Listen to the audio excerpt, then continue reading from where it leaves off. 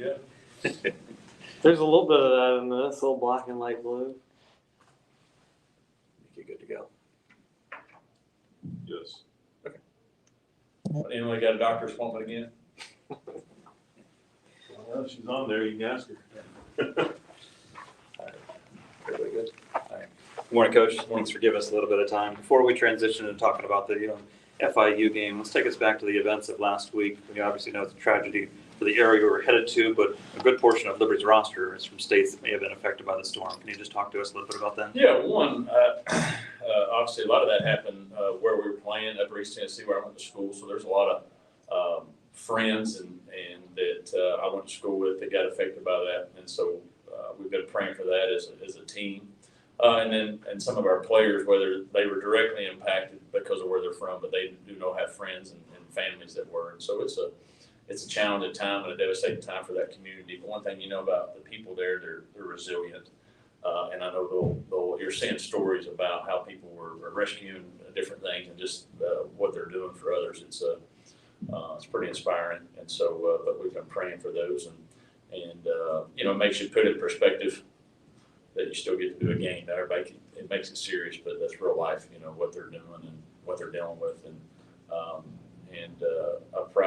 I've been proud of the guys and what they've been doing as far as from a prayer standpoint, from organizing different things to send money / supplies down there to different areas of need. What were some of the you mentioned some of the things that the guys were doing? What were just by position group, getting money together and organizing that. Our Unity Council's been organizing that to be able to whether they're going to send money directly or buy water supplies up here to send down. They've been doing that, which is nice to see. When you found out that there would be no game, take me into the planning room at that point, and how do you deal with one game over 30 some odd days, whatever? What was the planning at that point? I think we found out 10:30 Friday morning is when, hey, I got a call and hey, can we play it later Saturday? Are you willing to play on Sunday? And then it went to hey, it's canceled. From that standpoint, and so we had our meetings that morning. We were having meetings and having our team devotion, and then we were preparing to get on a bus and leave a little bit later. And so came in and told the team, and then after that, you start thinking about you had an open date or a mini open date, and you start figuring out how do we need to missing that game, whether there can be a positive from some guys getting back healthy, but also when you're in a routine and a rhythm, I think it makes it hard when you're basically going back to a fall camp almost with the number of games you have in 1 month. And so there's going to be some challenges there. Hopefully we're able to overcome that in the schedule that we put together. But you try to do your best you can in those situations. They're challenging because there's not like there's a roadmap for it. Some live scrimmages maybe over the. No. I mean, we can't go down with friendly fire.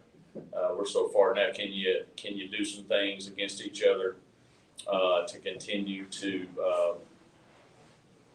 hopefully iron sharpens iron a little bit? Yes, but I don't think we're at a point where we'll probably tackle each other just because this is one more of those years where we just had some injuries and sometimes that happens. I mean, guys will fall down to the ground and you're holding your breath right now, and so we'll do some things to keep the intensity up.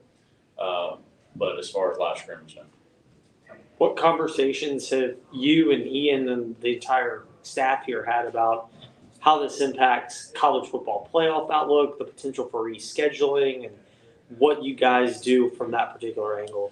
We've not had, many. Obviously, Ian said, "Hey, we would like to reschedule if they're willing to, or find somebody else." We know that's going to be challenging because, what team out there is going to give up a bye date just to play an extra game? That's not happening, especially versus us. If somebody else had missed a game because of this, maybe that would have worked out. But I don't know if anybody else really missed one. At least that's at our level from that standpoint because of the hurricane and some of those. So. it was a very brief discussion about that. Just the opportunity, one, not even more about a CFP, but more just you guys put in a lot of work and for opportunities to play. That's one less they got to play, so you would like to find one for them to so they compete again. But we did talk about it briefly and said, hey, I know he's been working on trying to see if there's anybody out there, but as of right now, we've not had much. So does that heighten the urgency? Have you noticed that from your team as far as wanting to seize the opportunity with the second half of the schedule here? You know, I've not brought that up just because it's not something we've talked about a lot anyway. But I think our guys understand, you know, we talk to them that you only get so many guaranteed ones going, you know, and you need to make the most of those all the time. And we've had, you know, we've had they came back over, they're obviously off over the weekend, and we've had really good spirited practices. So I think there's at least right now, there's a great understanding of what we get to do and don't take it for granted. You mentioned this is a chance to maybe get a little bit healthier. Is Brylan Green going to be available to play with the long layoff? Maybe Jay Hardy will be able to play. Brylan is still in protocol right now, and so we're hoping, as long as there's no setbacks, he'll have a good shot to play. Jay is I would say no right now, just because with the injury, you know, you also got to think we don't play again until October 23rd. So if somebody's not completely healthy, maybe let's say they're 80%, you know, hold off, and then hopefully they're 100 by that next one, right? And so that's what we're in the process of now with some of those guys is if some can come back completely healthy and they're playing. If they're still not where they need to be, then you got an additional, another 2 weeks, I guess, or 2 weeks to hopefully get them healthy. And then on JP Flores, he obviously made his way back out for the last game. Is he a big addition to the offensive line? What are you seeing out of the group now? Yeah, I think having him back was big. One, just from an experience standpoint, you know, he's played a lot of football, and even though this was the first time playing for us, but nothing surprises him and all that. So he played well in the game, and then also this gives him more time to get. He was not 100%, but we needed him, and this has allowed him to get back to where he's going to be. We were close to 100%, and so he's given us. He's been able to solidify up there. So now we've got a solid rotation where you feel like you've got 7 guys. We were playing 6 to 7. But now you feel like you got 7 for sure, and now you got an 8th one, which is what you always want to have. You like to have 8 guys you can count on. Having him back, we feel that gives us 8 in case there's some challenges and some different things that happen. So he's been awesome since he's been here, but it's been great to have him back. Thoughts on FIU as you look at them on tape? You obviously had a little extra time to do that now. Impressions on them from this year to last year? Yeah, I would think that their record is not. I don't know the word. I'm not smart enough to figure that. Their record does not indicate how actually good they are. That's a good word, indicate. They played Indiana. Indiana's blowing everybody out. They played them really well first game of the year. Then they blew out of Central Michigan. Then FIU there, they turned the ball over, and then they obviously lost to Monmouth. Then they played Louisiana Tech and really shut them down. And so I think they're well coached. They play extremely hard.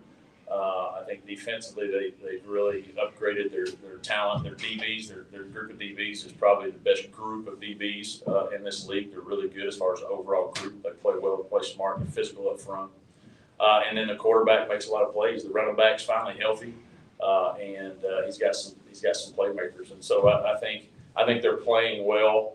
I think they're obviously have extra time for us, and so it's going to be their 1-0 in the league, right? So I mean it's for first place. That's what I look at. It's for first place in the league, and so we'll have to play well. We'll have to play disciplined because if we go in and just try to show up and think, hey, we're going to roll the ball out, they'll beat us. Truth be told, so we have to play well to do that. Because I think they changed up some things on defense and they're playing really well there.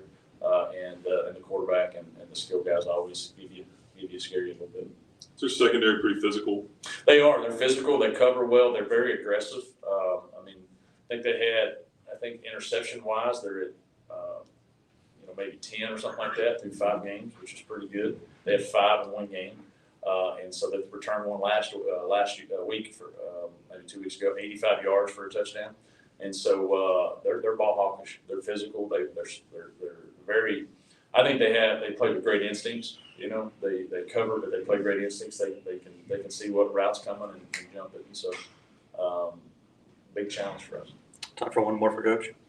Coach, do you think you guys are ready for a bunch of midweek games back to back to back? And how does that affect their preparation?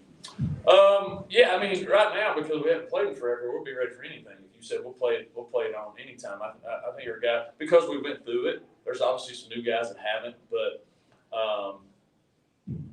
it's way easier this year than it was. You know, last year we went from, if I'm not mistaken, we went from a Thursday to a Tuesday, and then it got into it this year. At least this year, it's a week or more in between, so it's like a normal deal.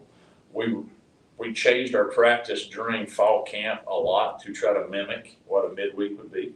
So our guys were out of a routine and all that, and so we're hoping that helps us a little bit, you know. And so it's obviously always, I think, unique playing on a Tuesday or Wednesday, but it's awesome too because you're on national television. That's what those guys want to see. We're going obviously at home games. We're going to have a great crowd. It gives us a chance to show off Liberty, show off our brand, what we're about. So they better be ready to go. All right, Coach. Thanks for your time. Thank y'all.